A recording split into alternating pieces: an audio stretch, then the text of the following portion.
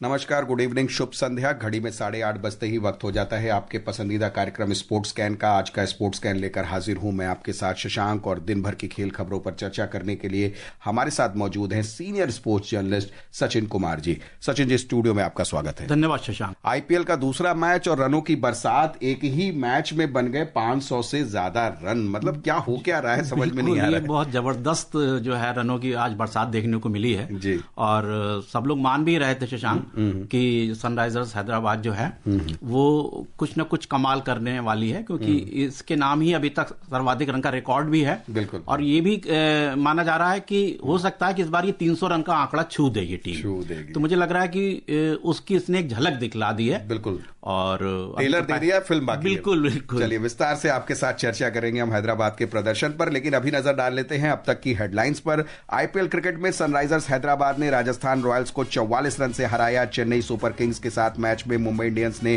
ताजा समाचार मिलने तक 13वें ओवर में 4 विकेट पर 95 रन बना लिए हैं। इंग्लैंड में कबड्डी विश्व कप में भारतीय महिला टीम ने खिताब जीता। पुरुष टीम का मुकाबला इंग्लैंड से होगा। खेलो इंडिया पैरा गेम्स में पावर लिफ्टिंग में पंजाब की जसप्रीत कौर ने 45 किलो भार वर्ग में नया राष्ट्रीय रिकॉर्ड बनाया और प्रणीत नायक ने फेडरेशन इंटरनेशनल डी जिम्नास्टिक विश्व कप में महिला वॉल्ट में कांस्य पदक जीता।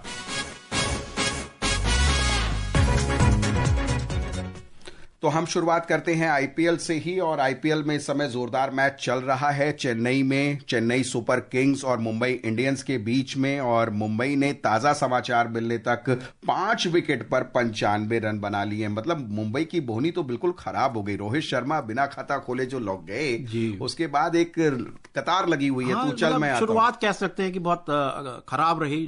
0 पे पहला विकेट चला गया, तो उसके बाद लड़खड़ा सी गई टीम। फिर दूसरा विकेट 21 पे गया, 36 पे तीसरा चला गया। तो टीम को एक लगातार जो झटके मिले, उसके बाद सूर्य कुमार यादव ने कुछ संभालने की कोशिश करी।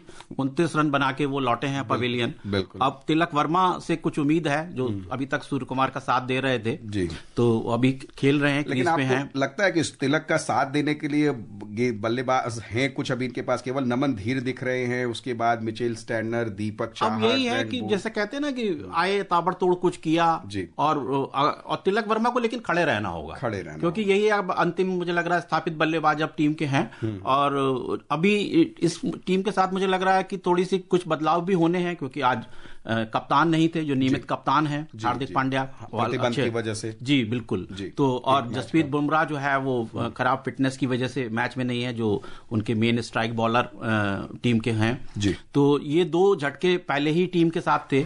और जबकि इस मैच को जो है अल क्लासिको का दर्जा दिया जा रहा है। हमारे सुधी जो खेल श्रोता है वो सब जानते होंगे कि अल क्लासिको क्या है, क्योंकि दोनों टीमें 5 बार की चैंपियन है। तो निश्चित तौर पर 2 दिग्गज टीमों का मैच है, तो इसको जो है आईपीएल का अल क्लासिको भी लिखा और बोला जा रहा है। क्या बात है। तो और इसके पहले जो हैदराबाद में सनराइजर्स हैदराबाद ने राजस्थान रॉयल्स को 44 रन से हरा दिया है।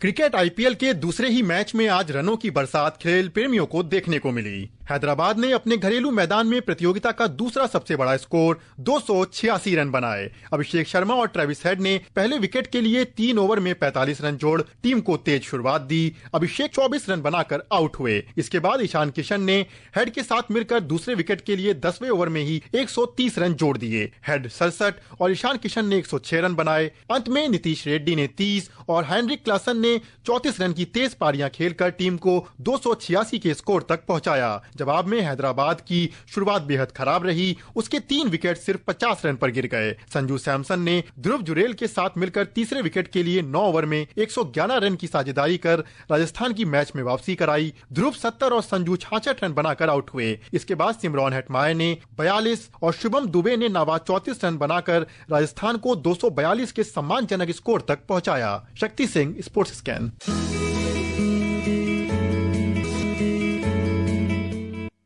हैदराबाद की टीम रिकॉर्ड्स बुक में सबसे आगे रहती है, खिताब से थोड़ा दूर चली जाती है।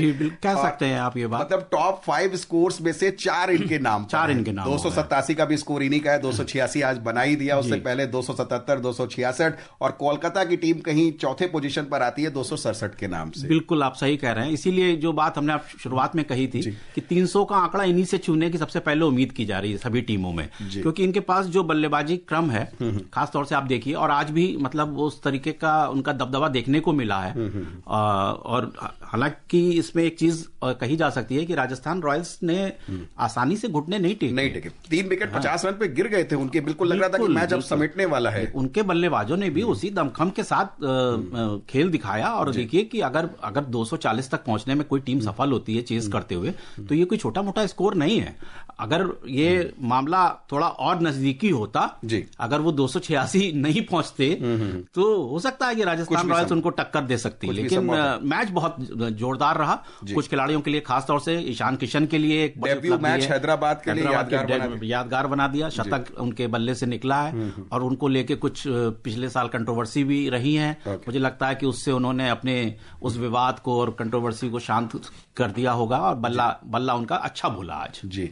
और कल का रुख कर ले तो कल आईपीएल के पहले मैच में रॉयल चैलेंजर्स बेंगलुरु ने वर्तमान चैंपियन कोलकाता नाइट राइडर्स को 7 विकेट से हराया। बेंगलुरु ने 175 रन का लक्ष्य 17वें ओवर में हासिल कर लिया और विराट कोहली 400वें मैच को अपने यादगार बनाने में रहे। 59 रन की एक शानदार पारी खेली, बहुत बढ़िया पारी खेली। ऐसा लग ही नहीं रहा था कि मतलब आप सोचिए कि चैंपियंस ट्रॉफी के बाद, क्योंकि अब T20 तो अंतर्राष्ट्रीय तो खेलना नहीं है इन लोगों को, तो उसके बाद जब T20 की पारी खेल रहे हैं तो लग रहा था उसी फॉर्म में दिख रहे हैं विराट कोहली, जिस तरीके के बल्लेबाजी वो वहां कर रहे थे।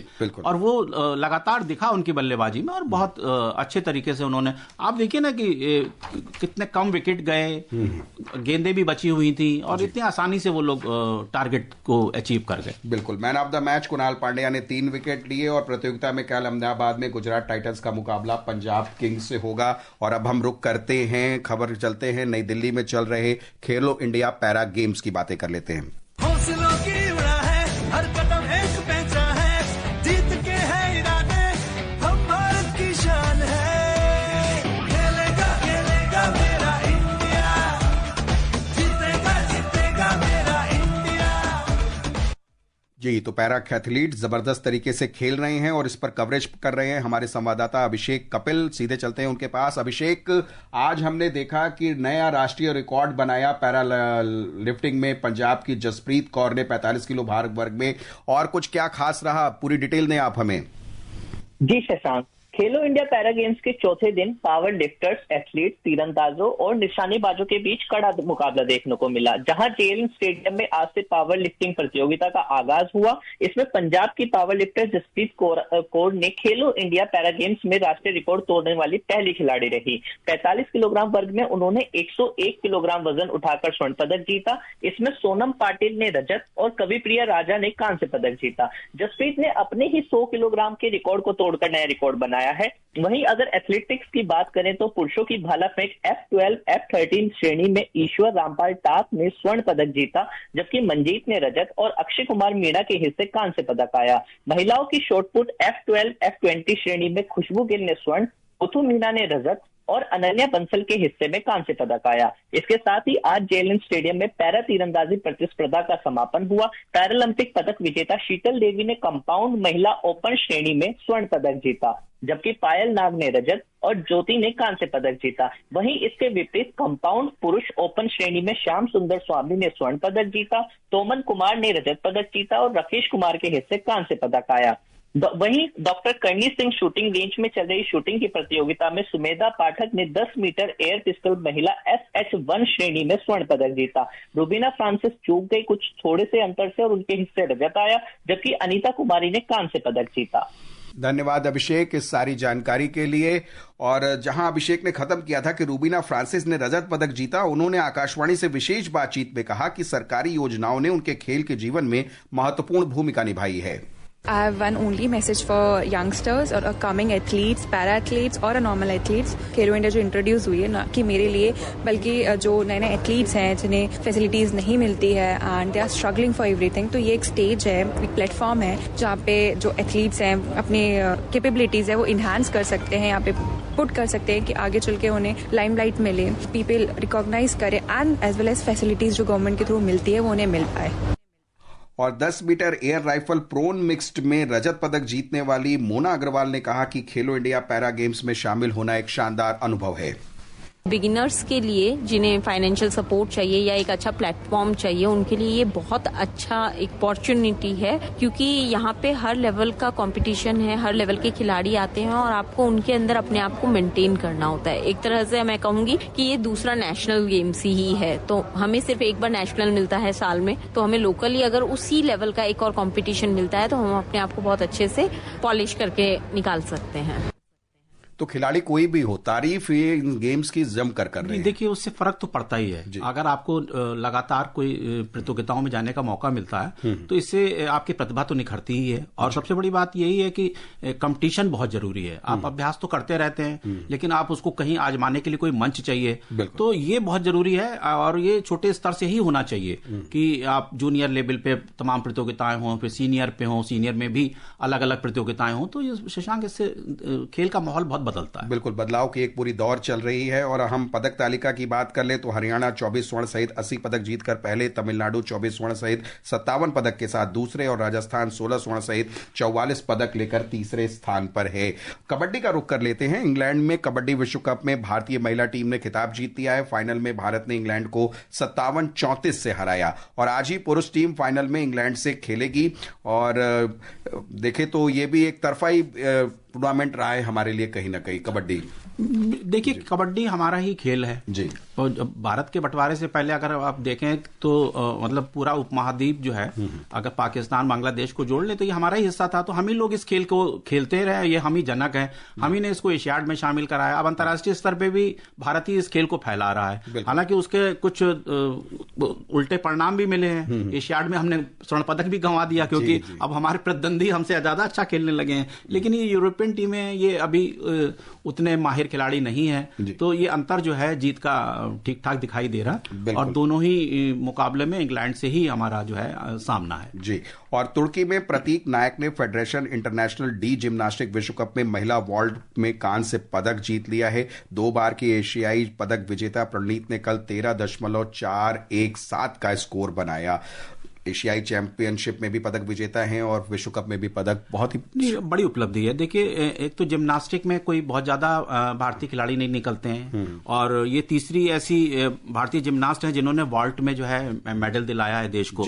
उनसे पहले दीपा कर्माकर 2 बार ये उपलब्धि हासिल कर चुकी हैं। इसके अलावा अरुणा रेड्डी एक और हमारी जिम्नास्ट थी, काफी दिग्गज, उन्होंने पदक जीता है। तो बड़ी उपलब्धि है ये। बिल्कुल। और टेनिस की बात करें तो अमेरिका में यूकी भांबरी और पुर्तगाल के नूनो बोर्गेज ने Miami doubles pre quarter final में प्रवेश कर लिया है। दोनों ने रोहन बोपन्ना और क्रोएशिया की इवान डोडिक की जोड़ी को पराजित किया। प्रियंका गोस्वामी ने स्लोवाकिया में हुंडासिका में 50 प्रतियोगिता के दौरान महिलाओं की 35 किलोमीटर पैदल चाल स्पर्धा में नया राष्ट्रीय रिकॉर्ड बनाया है और उन्होंने 2 घंटे 56 मिनट और 34 सेकंड का समय निकाला और 11वें स्थान पर रही। उनका पिछला प्रदर्शन देखें तो 3 घंटे 13 मिनट का था, जिससे उसमें उन्होंने करीबन 17 मिनट का सुधार किया है। और खेल मंत्री मनसुख मांडविया ने आज लखनऊ में fit India Sunday on cycle के दौरान 500 से अधिक सवारों का नेतृत्व किया। उन्होंने कहा कि साइकिल चलाने से न केवल स्वास्थ्य बेहतर होता है बल्कि चरित्र का भी निर्माण होता है। साइकिल पोल्यूशन का सॉल्यूशन भी है, साइकिल फिट रहने का मंत्र है। साइकिलिंग से मेंटली और फिजिकली फिटनेस भी बढ़ती है। साइकिलिंग से फ्यूल की बचत होती है और हमारा विदेशी हुडियामन भी बचता है। इसलिए मैं देश के सभी नागरिक को आह्वान करता हूं कि हर संडे 1 घंटे के लिए साइकिलिंग करें और अपने स्वयं को फिट रखें। जी। और चलते चलते ये भी बता दें कि भारतीय बास्केटबॉल टीम ने फीफा पुरुष एशिया कप के लिए क्वालिफाई कर लिया है। कल रात मेजबान बहरीन को उसने पराजित किया।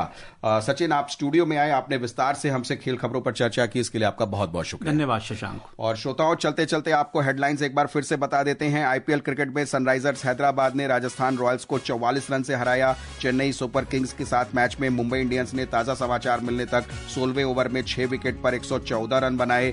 इंग्लैंड में कबड्डी विश्व कप में भारतीय महिला टीम ने खिताब जीता। पुरुष टीम का मुकाबला फाइनल में इंग्लैंड से होगा। खेलो इंडिया पैरा गेम्स में पावर लिफ्टिंग में पंजाब की जसप्रीत कौर कौर ने 45 किलो भार वर्ग में नया राष्ट्रीय रिकॉर्ड बनाया और प्रणीत नायक ने फेडरेशन इंटरनेशनल डी जिम्नास्टिक विश्व कप में महिला वॉल्ट में कांस्य पदक जीता। तो फिलहाल शशांक और स्पोर्ट्स कैन की पूरी टीम को अनुमति दीजिए। गुड नाइट, शुभ रात्रि।